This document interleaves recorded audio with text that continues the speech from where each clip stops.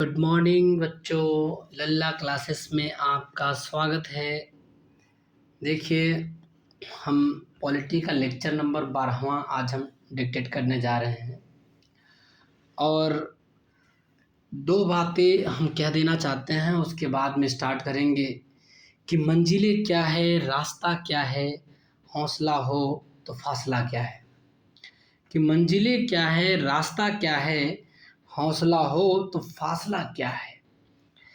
अब हम अपने टॉपिक पे आते हैं और टॉपिक पे देखेंगे अनुच्छेद 266 क्लास 2। क्या देखेंगे बाबू? अनुच्छेद 266 क्लास 2। ठीक है, अनुच्छेद 266 क्लास 2 में लोक लेखा का प्रावधान है। लोक लेखा का प्रावधान आपको कहाँ मिलेगा? तो अनुच्छेद 266 क्लास 2 में लोक लेखा का प्रावधान है। ठीक है, इसमें संचित निधि में जमा के अतिरिक्त अन्य लोक धनराशियाँ जमा होती है। तो इसमें संचित निधि में तो जमा होती है, उसके अतिरिक्त अन्य लोक धनराशियाँ भी जमा होती है। एग्जाम्पल जैसे पीएफ का पैसा, इसका नियंत्रण कार्यपालिका राष्ट्रपति के पास होता है। तो जो पीएफ का पैसा होता है ना, वो संचित निधि में तो लोग पैसे जमा होने के जो अतिरिक्त जब पैसे जमा होते हैं उसे हम कहाँ करेंगे? लोक लेखा में जमा करेंगे। और लोक लेखा का जो नियंत्रण किसके में होता है? तो कार्यपालिका राष्ट्रपति के पास होता है। इसका नियंत्रण कार्यपालिका राष्ट्रपति के पास होता है। ठीक है, धन निकालने हेतु संसद की अनुमति आवश्यक नहीं है। कोई पूछ ले कि लोक लेखा में से यदि कोई बंदा धन निकालना चाहता है तो संसद की अनुमति आवश्यक नहीं है। ठीक है, 25वीं बातें क्या कही गई है? कही गई है कि अनुच्छेद 113 के अनुसार, अनुच्छेद 113 के अनुसार भारत की संचित निधि पर भारत व्ययों के अतिरिक्त होने वाले व्यय की मांग को, अनुच्छेद 113 के अनुसार भारत की संचित निधि पर, किस पे बाबू? संचित निधि पर जो भारित व्यय हैं, ठीक है, उसके अतिरिक्त होने वाले व्यय की मांग को, उसके अतिरिक्त यदि व्यय हो रहा है तो लोकसभा की स्वीकृति हेतु प्रस्तुत किया जाता है। इसे अनुदान की मांग कहा जाता है, डिमांड फॉर ग्रांट्स कहा जाता है। तो कहने का मतलब है कि अनुच्छेद 113 में यह कहा गया है कि यदि जो भी खर्च संचित निधि पर भारित किया गया है, जो भी खर्च संचित निधि पर भारित किया गया है, यदि उतना खर्च कर लेता है, उसके अतिरिक्त भी यदि मांग हो रही है तो लोकसभा की स्वीकृति है तो प्रस्तुत किया जाता है। लोकसभा की स्वीकृति चाहिए तब जाकर के आप और पैसे निकाल सकते हैं, अन्यथा और पैसे नहीं निकाल सकते। 113 आर्टिकल 113 में कहा गया है। ठीक है बाबू। आगे देखिए क्या कहता है, 26 पे चलेंगे। आर्टिकल 110 के अनुसार धन विधेयक मनी बिल की बात करी गई है। आर्टिकल 110 में मनी बिल की बात करी गई है कि मनी बिल क्या होता है? किसी कर का अधिरोपण करना, उत्साधन करना, परिहार करना, विनियमन करना। कर का हम लगाना, कर को खत्म कर देना, परिहार टाल देना, उसको रेगुलेट करना, ये जो है मनी बिल में आएगा। ये विधेयक क्या किस में आएगा बाबू? मनी बिल में आएगा। किस में आएगा बाबू? ये मनी बिल में आएगा। भारत सरकार द्वारा धन उधार लेना। भारत सरकार द्वारा क्या होता है बाबू? धन उधार लेना। यदि कोई भी बंदा भारत सरकार द्वारा धन उधार लेता है तो ये भी मनी बिल में आता है। संचित निधि से धन निकालना, संचित निधि से यदि धन निकालेंगे तो भी मनी बिल में आएगा। किसी व्यय को संचित निधि पर भारित व्यय घोषित कर देना। कोई यदि खर्च होगा उसको आप संचित निधि पर भारित व्यय घोषित कर दीजिए तो उसको क्या कहा जाएगा बाबू? मनी बिल कहा जाएगा, धन विधेयक कहा जाएगा। आर्टिकल 110 में मिलता है। ठीक है, आगे हम देखेंगे निम्न कथन सही है। अब कौन कौन से कथन है देखते हैं। प्रत्येक धन विधेयक वित्त विधेयक है। तो जी हाँ, जितना भी धन विधेयक होगा वो वित्त विधेयक हो सकता है, ये बात याद रखना। प्रत्येक वित्त विधेयक धन विधेयक नहीं है। तो जी हाँ, प्रत्येक वित्त विधेयक को आप धन विधेयक नहीं कह सकते, लेकिन प्रत्येक धन विधेयक को वित्त विधेयक कह सकते हो। ठीक है, तीसरी बातें क्या कही गई है कि वित्त विधेयक केवल लोकसभा में प्रस्तुत होता है। ये जो वित्त विधेयक होता है केवल लोकसभा में प्रस्तुत होता है। ठीक है, वित्त विधेयक पर राष्ट्रपति के पूर्व हस्ताक्षर सहमति होती है। ठीक है, तो वित्त विधेयक पर राष्ट्रपति का पहले से ही हस्ताक्षर या सहमति होती है। आगे क्या कह रहा है, राज्यसभा वित्त विधेयक को संशोधित कर सकती है। राज्यसभा वित्त विधेयक को क्या कर सकती है बाबू, संशोधित कर सकती है। राज्यसभा वित्त विधेयक को क्या कर सकती है, संशोधित कर सकती है।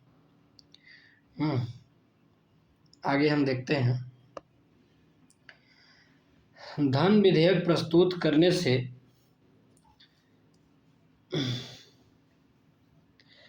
पहले, धन विधेयक प्रस्तुत करने से पहले राष्ट्रपति की पूर्व अनुमति आवश्यक है। ठीक है, यदि आप धन विधेयक प्रस्तुत करेंगे उसके पहले ही आपकी राष्ट्रपति की पहले अनुमति ले लेनी चाहिए।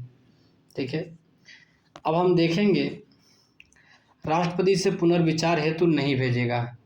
जब पहले से अनुमति ले लेंगे तो राष्ट्रपति पुनर्विचार के लिए क्यों भेजेगा धन विधेयक को, पहले से अनुमति लेनी पड़ती है। धन विधेयक की अनुमति पहले से ही लेनी पड़ती है। कोई दिक्कत बाबू। आगे हम देखेंगे लेखानुदान। आगे हम देखेंगे बाबू लेखानुदान के बारे में। अब बोर्ड ऑन अकाउंट इंग्लिश में बोलते हैं लेखानुदान को। विनियोग विधेयक के पारित न होने पर, यदि विनियोग विधेयक के पारित न होने पर या लंबित होने पर संघ सरकार को खर्च के लिए लोकसभा लेखानुदान के माध्यम से संचित निधि से अग्रिम धनराशि प्रदान करती है, अर्थात बजट लंबित हो। कहने का मतलब है कि यदि विनियोग विधेयक नहीं पारित हो रहा है जल्दी, तो संघ का खर्च कैसे चले, तो लोकसभा का काम जो है, लोकसभा जो है लेखानुदान के माध्यम से, किसके माध्यम से, लेखानुदान के माध्यम से या बोर्ड ऑन अकाउंट के माध्यम से संचित निधि से अग्रिम धनराशि प्रदान करती है। ठीक है, बोर्ड ऑन अकाउंट के माध्यम से अग्रिम धनराशि निकाल लेगी, अर्थात बजट लंबित होने पर ऐसा काम होता है। तो लेखानुदान जब भी बोर्ड ऑन अकाउंट की बात हो तो आप याद रखना कि विनियोग विधेयक पारित नहीं होता है। जब विनियोग विधेयक पारित नहीं होगा तो लोकसभा का काम, लोकसभा क्या करती है, लोकसभा संचित निधि से पैसे निकाल लेती है, अग्रिम धनराशि निकाल लेती है, जो जब बजट लंबित होता है तब ऐसी बात होती है। लेखानुमोदन और अंतरिम बजट के बीच क्या अंतर है। लेखानुमोदन और अंतरिम बजट के बीच अंतर पूछ रहा है। क्या पूछ रहा है बाबू, अंतर पूछ रहा है। तो देखो, लेखानुमोदन सरकार के व्यय पक्ष से, जबकि अंतरिम बजट व्यय एवं आय पक्ष से संबंधित है। लेखानुमोदन क्या है, सरकार के व्यय पक्ष से संबंधित होता है लेखानुमोदन, कि सरकार का जो खर्च है। लेकिन अंतरिम बजट में आय और व्यय दोनों देखेंगे हम। अंतरिम बजट में क्या देखेंगे बाबू, आय पक्ष और व्यय पक्ष, बजट में दोनों देखेंगे। आगे, लेखानुदान को स्थायी एवं कार्यवाहक दोनों सरकारें प्रस्तुत करती हैं। ठीक है, लेखानुदान को स्थायी ले लो एवं कार्यवाहक दोनों सरकारें प्रस्तुत करती हैं। अंतरिम बजट चुनाव से पूर्व कार्यवाहक सरकार और चुनाव के बाद नियमित सरकार दोनों प्रस्तुत करते हैं। ठीक है, स्थायी और कार्यवाहक लेखानुदान को दोनों सरकारें प्रस्तुत करेंगी। लेखानुदान को जब प्रस्तुत करने वाली सरकारें स्थायी हो या कार्यवाहक दोनों प्रस्तुत कर देंगी। अंतरिम बजट को चुनाव से पहले कार्यवाहक सरकार भी और चुनाव के बाद नियमित सरकार दोनों प्रस्तुत करेंगी अंतरिम बजट को। चुनाव से पहले, चुनाव के बाद अंतरिम बजट प्रस्तुत होना है। अस्थायी और कार्यवाहक दोनों सरकारें लेखानुदान को प्रस्तुत करती हैं। अब आगे हम देखेंगे सामान्य वित्तीय विधायन चरण है। अब क्या ऐसे चरण है सामान्य वित्तीय विधायन का चरण, तो बजट का जब प्रस्तुतिकरण करेंगे तो सामान्य वित्तीय विधायन का चरण हो जाएगा बाबू। और दूसरी बात है, बजट पर चर्चा करेंगे तो यह भी सामान्य वित्तीय विधायन का चरण है। विनियोग विधेयक पारित करना भी सामान्य वित्तीय विधायन का चरण है। वित्त विधेयक पारित करना भी सामान्य वित्तीय विधायन का चरण है। ठीक है, आगे हम चलते हैं। राष्ट्रपति की पूर्व अनुमति आवश्यक है ना, राष्ट्रपति की पूर्व अनुमति आवश्यक है। कहाँ पे, तो नए राज्य गठन विधेयक पर। यदि नए राज्य का गठन करना है, यदि उसका विधेयक तैयार कर रहे हो आप, तो क्या करोगे बाबू, राष्ट्रपति की पूर्व अनुमति क्या है बाबू, आवश्यक है। राष्ट्रपति की पूर्व अनुमति आवश्यक है। दूसरा, धन विधेयक वित्त विधेयक पर राष्ट्रपति की पहले ही अनुमति आवश्यक है। ठीक है।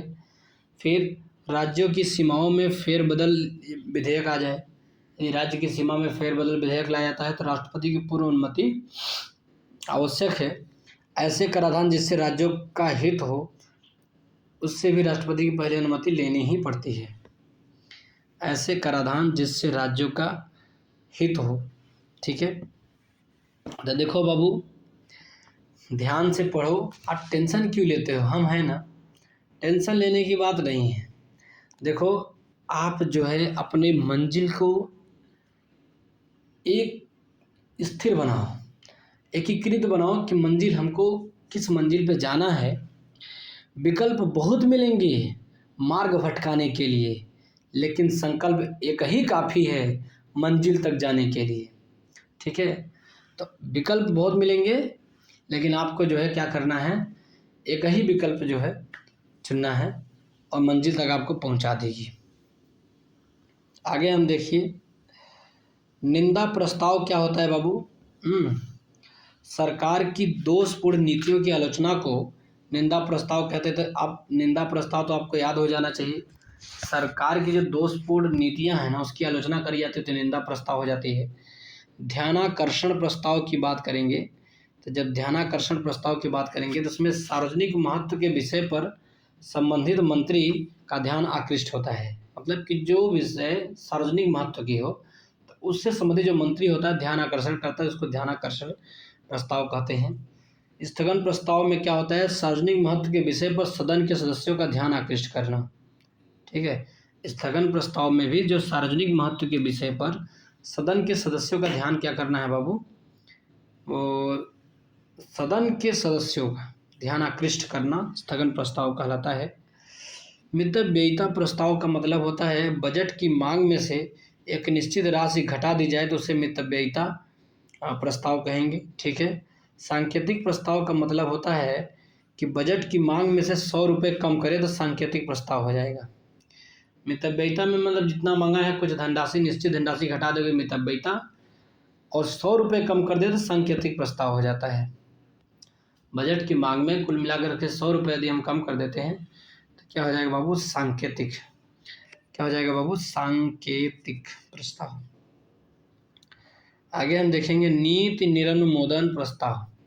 अब नीति निरनुमोदन प्रस्ताव का मतलब क्या होता है? नीति निरनुमोदन प्रस्ताव का मतलब होता है बाबू कि बजट की मांग को घटाकर 1 रुपये कर दिया जाए तो नीति निरनुमोदन प्रस्ताव हो जाएगा। ठीक है। नीति निरनुमोदन प्रस्ताव में बजट की मांग को घटा करके 1 रुपये कर दिया जाता है बाबू, तो उसको नीति निरनुमोदन प्रस्ताव कहते हैं। आगे हम देखते हैं क्या बातें कही गई है। संसद किसके द्वारा मंत्रिपरिषद के कृत्यों के ऊपर नियंत्रण रखती है?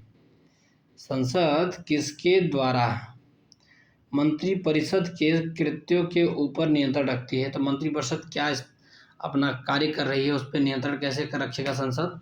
तो स्थगन प्रस्ताव करके, प्रश्नकाल करके और अनुपूरक प्रश्न पूछ करके। स्थगन प्रस्ताव कर लेगा, ठीक है, तब जाकर के जो संसद मंत्रिपरिषद पे क्या नियंत्रण रखती है। प्रश्नकाल पूछ करके, प्रश्नकाल रख करके मंत्रिपरिषद पे नियंत्रण रखती है, और अनुपूरक प्रश्न पूछ करके मंत्रिपरिषद के कृत्यों पर क्या नियंत्रण रखती है। ठीक है बाबू। आगे हम बात देखेंगे 36 में क्या कह रहा है। लोकसभा प्रक्रिया और कार्य संचालन नियम 377 के अंतर्गत, लोकसभा की प्रक्रिया और कार्य संचालन का नियम 377 के अंतर्गत सदस्यों द्वारा एक दिन में अधिकतम 30 मामले उठाए जा सकते हैं। तो कहने का मतलब कि एक दिन में लोकसभा में कितने मामले उठाए जा सकते हैं बाबू? एक दिन में 30 मामले उठाए जा सकते हैं। कौन से नियम के? लोकसभा प्रक्रिया और कार्य संचालन नियम 377 के अंतर्गत ऐसा नियम है। ठीक है। लोकसभा प्रक्रिया और कार्य संचालन नियम 377 के अंतर्गत सदस्यों द्वारा एक दिन में अधिकतम कितने 30 मामले उठाए जा सकते हैं। अब आता है बाबू गिलोटिन। क्या आता है गिलोटिन? तो समापन का अन्य रूप है विधेयक पर बहस को बंद कर देना। गिलोटिन क्या है बाबू? एक समापन का अन्य रूप है। इसमें क्या हो जाता है, गिलोटिन में विधेयक पर बहस को बंद कर देना, यदि कोई विधेयक पर बहस हो रही है उसको बंद कर देंगे, उसको गिलोटिन कहेंगे। क्या कहेंगे आप? गिलोटिन कहते हैं। आगे हम देखेंगे, भारतीय संसद की संप्रभुता प्रतिबंधित है न्यायिक समीक्षा से, जुडिशियल रिव्यू से। भारतीय संसद की जो संप्रभुता प्रतिबंधित है बाबू, उसको कैसे है? तो न्यायिक समीक्षा से, जुडिशियल रिव्यू से। ठीक है। आता है भारतीय संसद समूह, इंडियन पार्लियामेंट्री ग्रुप, आईपीजी। अब भारतीय संसद समूह क्या होता है? तो 1949 में भारतीय संसद समूह इंडियन पार्लियामेंट्री ग्रुप बनाया जाता है। इंडियन पार्लियामेंट्री ग्रुप की सदस्यता संसद के सभी वर्तमान सदस्यों तथा पूर्व सदस्यों के लिए खुली है। ठीक है। तो भारतीय संसद समूह 1949 में गठन होगा, और जो वर्तमान संसद के सभी वर्तमान सदस्य होंगे और जो पहले के सदस्य होंगे उनके लिए भारतीय संसद समूह पूर्व सदस्यों के लिए क्या है बाबू? खुली हुई है। लोकसभा के अध्यक्ष भारतीय संसद समूह के पदेन अध्यक्ष होता है। ठीक है। तथा उपाध्यक्ष और उपसभापति आईपीजी के पदेन उपाध्यक्ष होते हैं। ठीक है। तो आईपीजी के पदेन अध्यक्ष जो है कौन होगा? लोकसभा का स्पीकर होगा। उपाध्यक्ष और उपसभापति आईपीजी के पदेन उपाध्यक्ष होते हैं। ठीक है। अब आते हैं बाबू आगे संसदीय समितियां। अब संसदीय समितियों के बारे में हमें क्या देखने को मिलता है? संविधान में इसका कोई उपबंध नहीं है। तो संसदीय समिति यदि बनेगी तो क्या संविधान में कोई उपबंध है? तो जी नहीं, संविधान में कोई उपबंध नहीं है।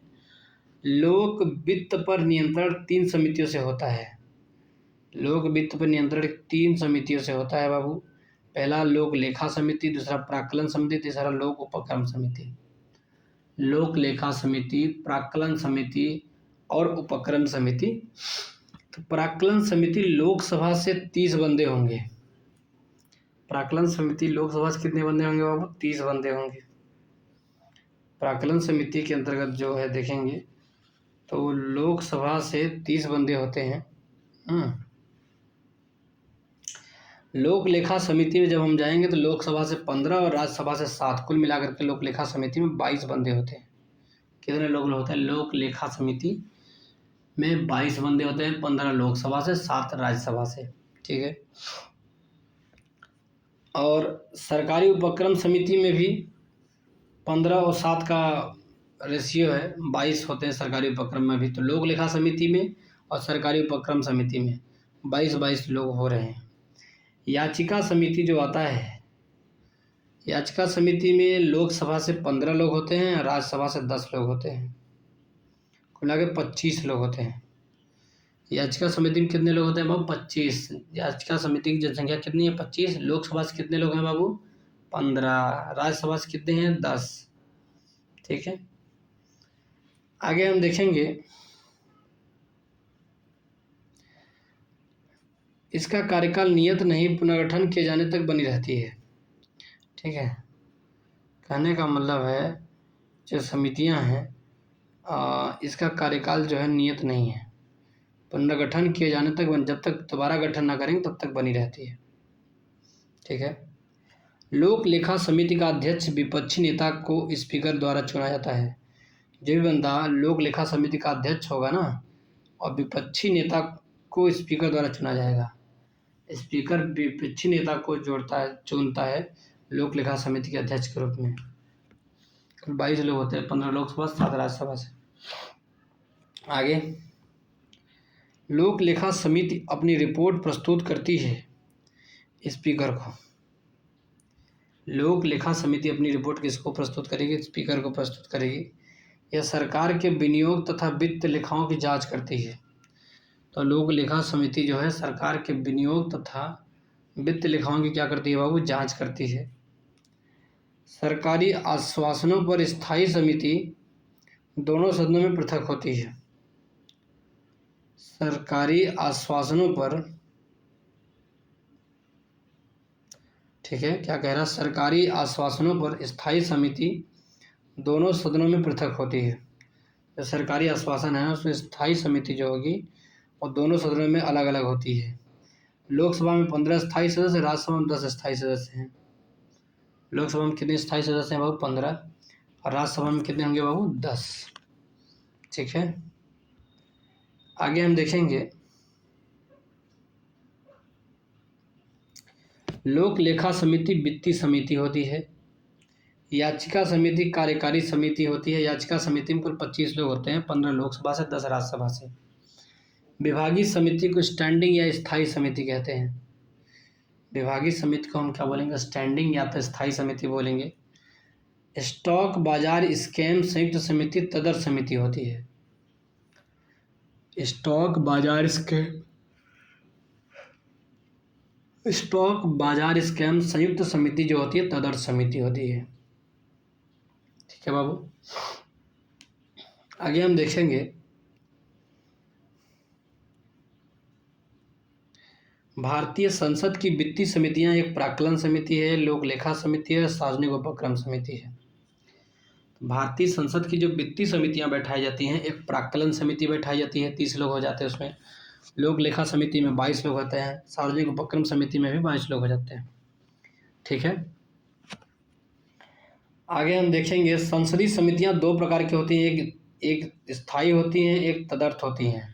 स्थायी को स्टैंडिंग समिति बोलते हैं, तदर्थ को एडहॉक बोलते हैं। क्या बोलते हैं? एडहॉक। तदर्थ को क्या बोलते हैं बाबू? एडहॉक। ठीक है, स्थायी समितियों में मुख्यतः आकलन समिति देखेंगे जो स्थायी होती है, ये एस्टीमेट लगाएगा, आकलन करेगा, स्थायी करेगा। लोक लेखा समिति में 22 लोग होते हैं, तो तुम्हें बता दिए हैं, तो लोक लेखा समिति भी स्थायी है। सार्वजनिक उपक्रम में भी ये भी स्थायी है। जांच समिति भी स्थायी है, संरक्षण समिति भी स्थायी होती है।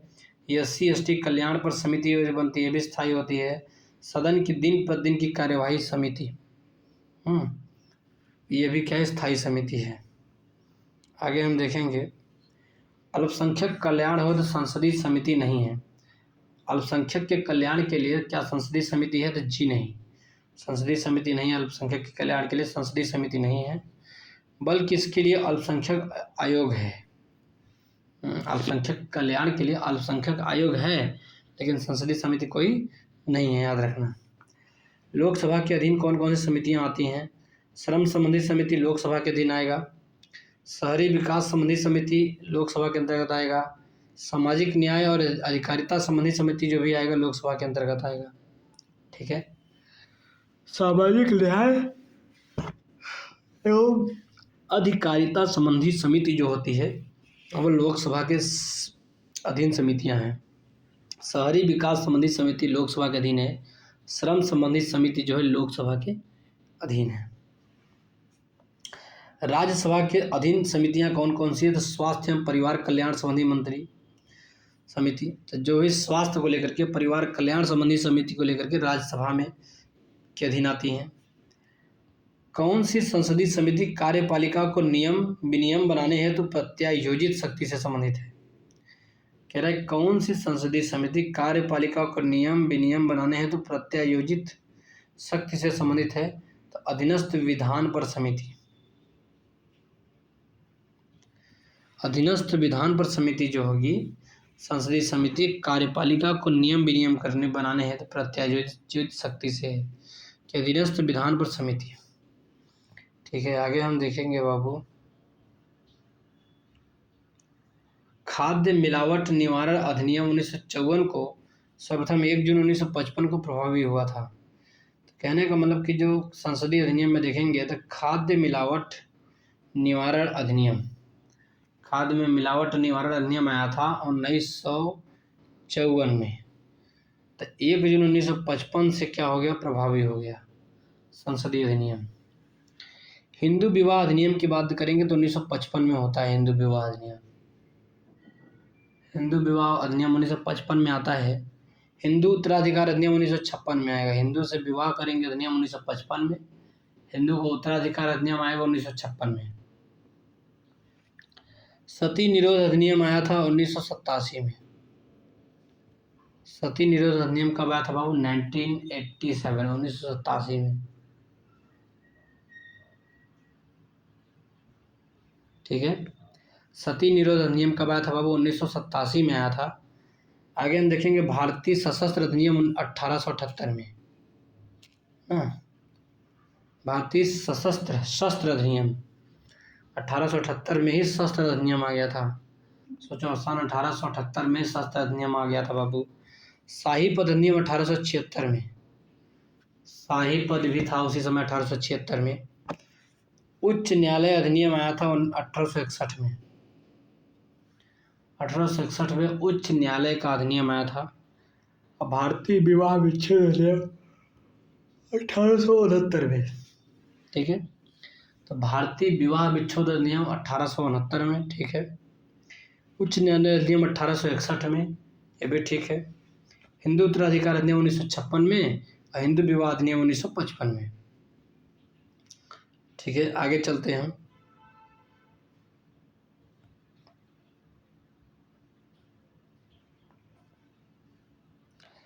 घरेलू हिंसा से महिला संरक्षण अधिनियम 26 अक्टूबर 2006 को लागू किया गया था।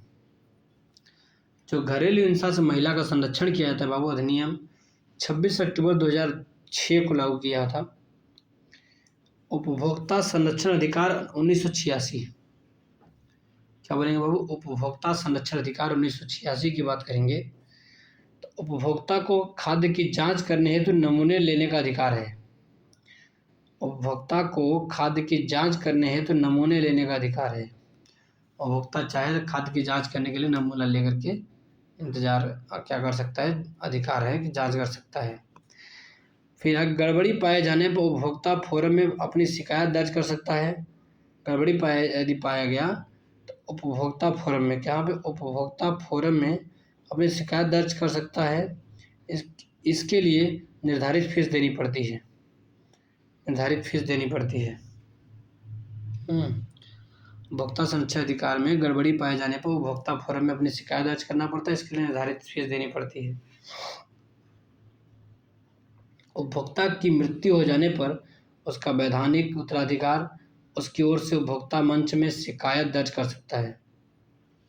यदि मान लो उपभोक्ता की मृत्यु हो जाएगी, उसका जो वैधानिक उत्तराधिकार होगा उसकी ओर से उपभोक्ता मंच में शिकायत दर्ज कर सकता है। ठीक है, सूचना का अधिकार अधिनियम 2005 में आया। 15 जून का महीना था, एकदम गर्मी में 2005 को राष्ट्रपति कलाम जी ने स्वीकृति दे दिया। राष्ट्रपति कलाम जी ने सूचना के अधिकार को क्या कर दिया बाबू? स्वीकृति दे दिया। क्या कर दिया? स्वीकृति दे दिया। अंतिम रूप से 12 अक्टूबर, तो कहने का मतलब कि 12 अक्टूबर का दिन था जो प्रभावी हुआ। और आर्टिकल 19 क्लाज 1 और सब क्लाज क में शामिल है। सूचना का अधिकार नियम कहाँ पे शामिल है? आर्टिकल 19 क्लाज 1 सब क्लाज क में शामिल है।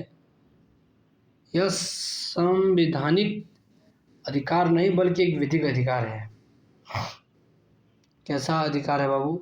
सूचना का अधिकार एक संवैधानिक अधिकार नहीं है बल्कि एक विधिक अधिकार है। तो सूचना का अधिकार एक विधिक अधिकार है, संवैधानिक अधिकार नहीं है। सूचना का अधिकार कैसा अधिकार है बाबू? ये एक विधिक अधिकार है जो कि संवैधानिक नहीं है। ठीक है, आरटीआई 2005 की उद्देशिका में सूचना की पारदर्शिता, सूचना का प्रकटन, ससूचित नागरिकता, लोकतंत्र आदर्श की संप्रभुता शामिल है। आरटीआई 2005 की उद्देशिका में सूचना की पारदर्शिता ले लो, सूचना का प्रकटन ले लो, संसूचित नागरिकता ले लो और लोकतंत्र आदर्श की प्रभुता शामिल है।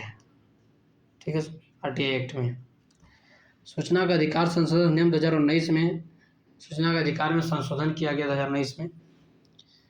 केंद्रीय मुख्य सूचना आयुक्त और प्रत्येक सूचना आयुक्त और राज्य मुख्य सूचना आयुक्त और प्रत्येक सूचना आयुक्त का कार्यकाल 3 वर्ष और 65 वर्ष है। ठीक है, जो भी जल्दी हो जाए, 3 वर्ष या 65 वर्ष।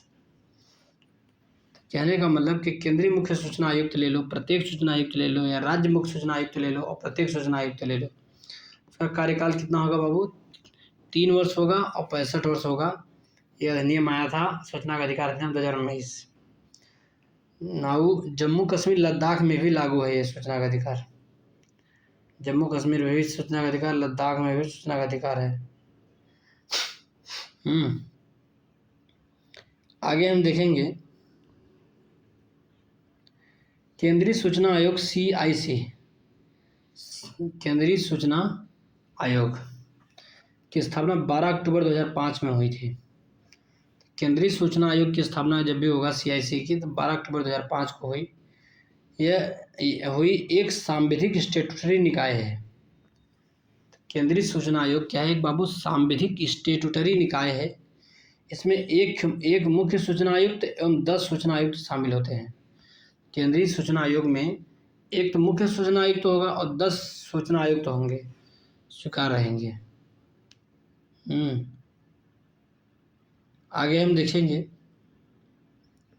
मजदूर किसान शक्ति संगठन एवं KSS नामक सामाजिक आंदोलन RTI अधिनियम से आया था। ठीक है, मजदूर किसान शक्ति संगठन नामक जो सामाजिक आंदोलन आया था बाबू RTI अधिनियम से आया था। आगे हम देखेंगे नमित शर्मा बनाम भारत संघवाद RTI एक्ट 2005 से संबंधित है। नमित शर्मा बनाम भारत संघवाद से संबंधित है, RTI एक्ट 2005 से संबंधित है। मद्रास हाई कोर्ट के निर्णय के अनुसार RTI आवेदक को सूचना मांगने का कारण अवश्य बताना चाहिए। मद्रास हाई कोर्ट के निर्णय के अनुसार RTI आवेदक को सूचना मांगने का कारण अवश्य बताना चाहिए।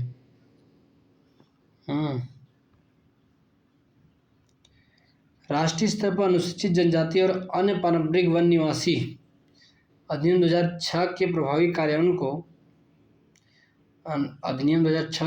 कार्यान्वयन को सुनिश्चित करने के लिए कौन से मंत्रालय नोडल एजेंसी है? जनजाति कार्य मंत्रालय है। कौन सा मंत्रालय बाबू? जनजाति कार्य मंत्रालय नोडल एजेंसी है। ST एवं अन्य पारंपरिक वनवासी अधिनियम 2006 के अधीन व्यक्तिगत या सामुदायिक वन अधिकारों की प्रकृति एवं विस्तार के निर्धारण की प्रक्रिया को प्रारंभ करने के लिए कौन प्राधिकारी होगा? ग्राम सभा होगा। ST एवं अन्य पारंपरिक वनवासी अधिनियम 2006 के अधीन व्यक्तिगत या सामुदायिक वन अधिकारों की प्रकृति या विस्तार के निर्धारण की प्रक्रिया को प्रारंभ करने के लिए कौन प्राधिकारी होगा? ग्राम सभा। राष्ट्रीय हित न्यायाधिकरण NGT का गठन अक्टूबर 2010 में किया गया था। ठीक है, कब किया गया था बाबू? अक्टूबर 2010 में किया गया था। NGT के निर्णय के विरुद्ध कोई व्यक्ति सर्वोच्च न्यायालय में अपील 90 दिन के भीतर कर सकता है। यह मान लो NGT क्या कह रहा है? NGT के गठन अक्टूबर 2010 में किया गया। तो NGT के निर्णय के विरुद्ध कोई व्यक्ति, NGT ने जो निर्णय दे दिया उसके विरुद्ध कोई व्यक्ति सर्वोच्च न्यायालय में अपील 90 दिन के भीतर कर सकता है। चाहे कोई भी बंदा हो, 90 दिन के भीतर आप जो है आप सर्वोच्च न्यायालय में अपील कर सकते हैं। मजदूरी संहिता 2019 में द कोड ऑन